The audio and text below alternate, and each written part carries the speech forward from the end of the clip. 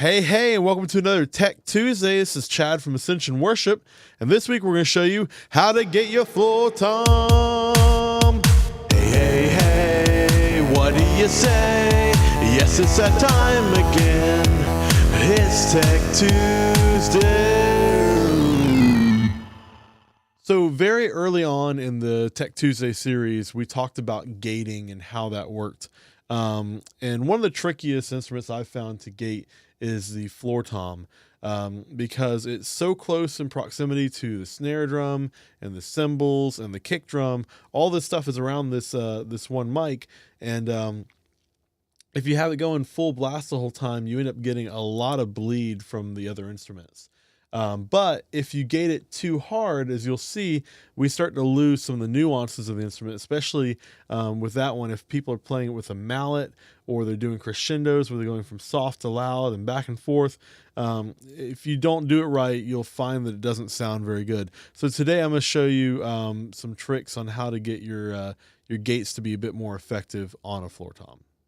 So I've got two pieces of audio here that we're going to look at. First, we're going to look at one where the drums are going really hard, but there's a floor tom hit thrown into the end. So it sounds a bit like this.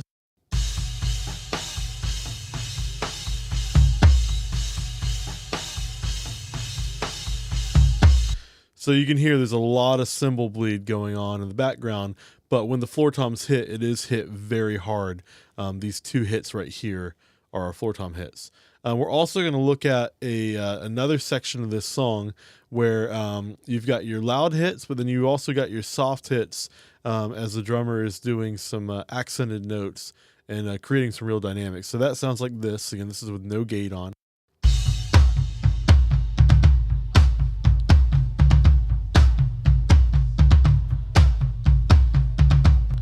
So you can hear the floor tom's quiet, floor tom's loud. If you listen really close, you can even hear the drummer kind of getting into it and kind of vocalizing himself, which is pretty funny. So let's hop in. We're going to start with that louder track, and I want you to just take a look at some of our gating techniques. Today I'm looking at the C1 Compressor gate by Waves.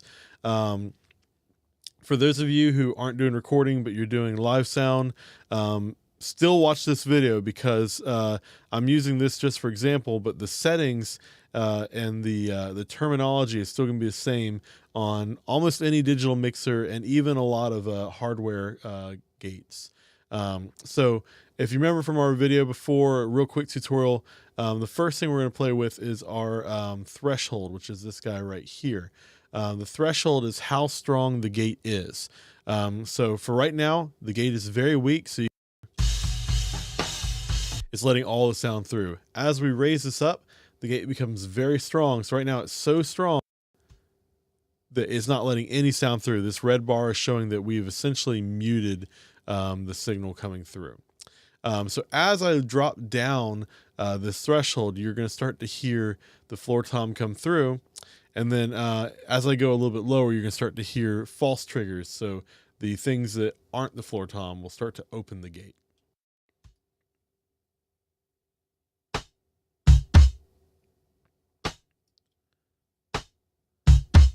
So you can hear right now the snare drum is opening it a couple times and the floor tom is opening it at the very end.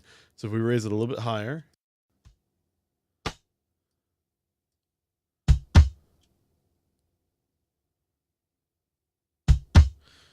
So now only the floor tom is opening it. Now, obviously it sounds very artificial right now because now we need to play with our time settings. So if you look over here, we've got three settings. We've got an attack, release, and a hold.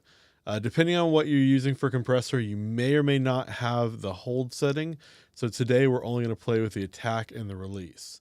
For the attack, because this is a drum and we want to get that initial stick hit in, you want the attack to be as fast as you physically can without getting any kind of weird pops and clicks.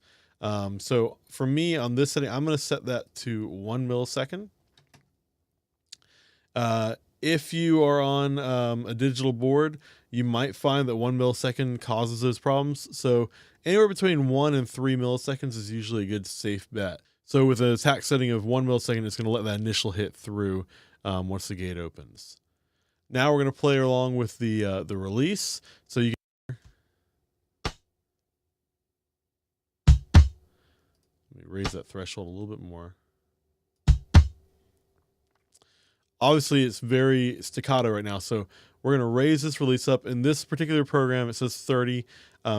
That's for every number on here, that's 10 milliseconds, so that's 300 milliseconds. So I'm going to raise that up, and we're going to start to hear the sustain start to come back into the floor.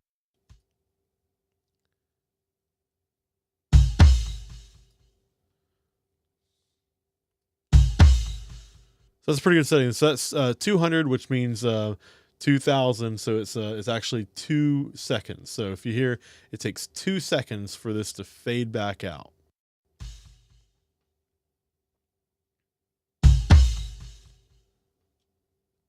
So that's pretty cool. So it allows that sustain to come through, but as it's fading out, the cymbals are fading out pretty quickly.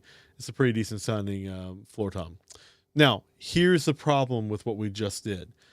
Because my threshold is so high up, it sounds good on these things where the floor tom is really being hit.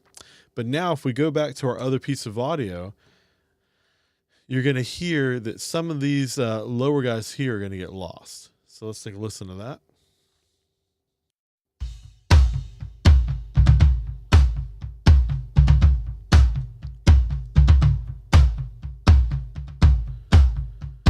So here it is with that off.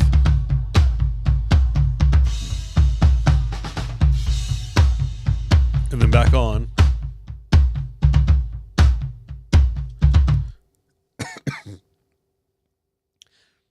It's not terrible, but if he were to play any softer than that, you'd completely lose out even more of those notes. So if I were to lower the threshold, we're going to go back to the same area where we were before, where now we're going to have false triggers from the snare and the cymbals. So what I'm going to show you now is called the sidechain function, which we can see down here. And again, most digital mixers are going to have this on there. The sidechain is essentially an EQ that you can apply to what the gate is listening to. So not what we, the audience, are going to hear, but what the gate is listening to so that it knows when to open and close. Right now, if you look down here, we've got our EQ mode. It's set to wideband, so that's hearing the entire signal, which is the same as what the audience is eventually hearing. So what we're going to do is we're going to click on that. We're going to go to sidechain. And now you notice that we've got a little EQ that's going on down here. The red is showing what the sidechain is listening to. So we can click on monitor sidechain, and now we're going to hear what the gate hears. Excuse me. So here immediately we've lost a little bit of high end. Now I can change this EQ up and down, and we'll hear that we can remove the high end completely.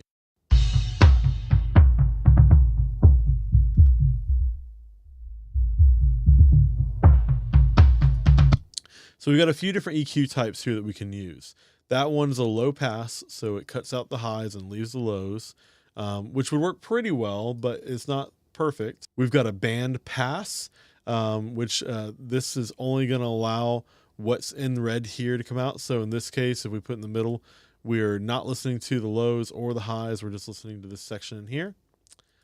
We've got a high pass, so we're not listening to the low end.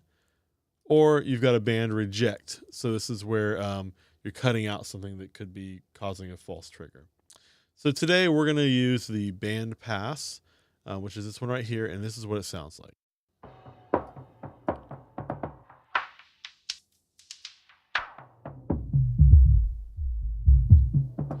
Now the key to this is that it does not have to sound good, because remember, this is not what we're going to listen to. This is what the gate is listening to know when to open and close.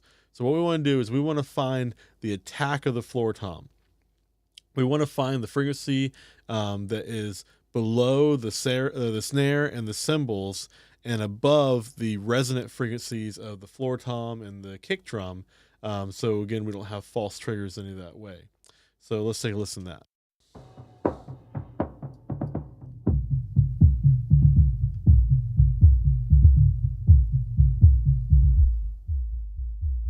This is rumble.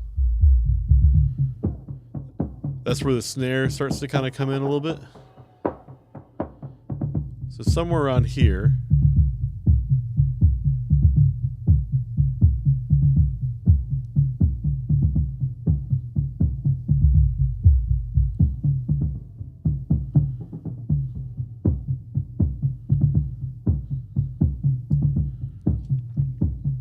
So let's try that. We're at 210 hertz.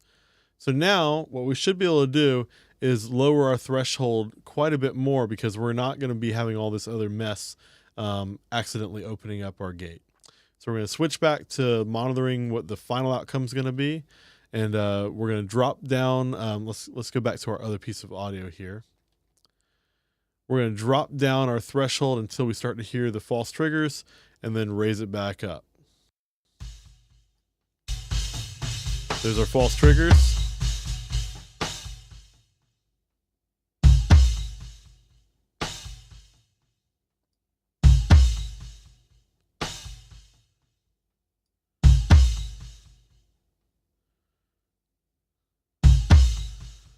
Yeah, it's a lot better. Now, it's not a huge amount, but it's going to be enough to where it's going to make the difference. So you can hear we've got a really clean sounding floor tom when we have loud hits. Now let's go back to our softer hits and hear what those sound like.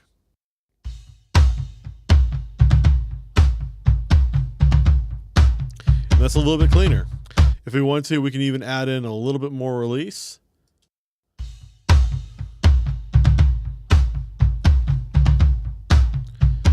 So here it is bypassed. And then back on. So that's what we want. There's not a huge difference when we're at this setting, but let's take a listen back at the loud one, and I'm going to bypass this on and off so you can hear how much cymbal bleed we're cutting out. This is on and off. On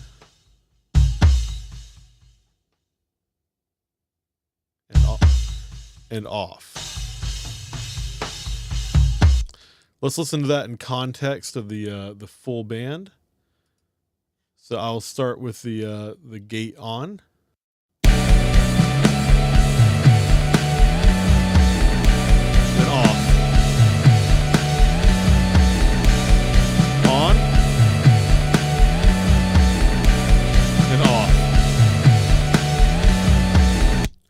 So you can hear that makes a really big difference on that cymbal bleed. And that's just with one floor tom. If you were to have this set up on, 2, 3, 4 different toms, depending on what your drummer uses, that's a lot of cymbal bleed if you don't have your gate set correctly. So I hope this has been helpful for you. I hope this helps you to get cleaner drums.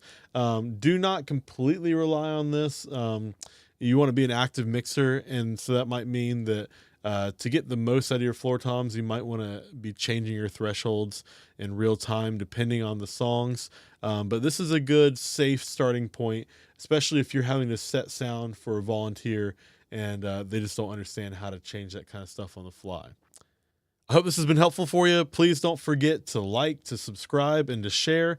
And as always, if you have any questions, you can leave a comment in our comment section below, or you can email me at TechTuesday@ascensionworship.com. And of course, we do take suggestions for future episodes. So please feel free to send your requests. Until next week, have a great day. Again, this is Chad from Ascension Worship. I hope this has been helpful for you and your team. Come back here every Tuesday for new information.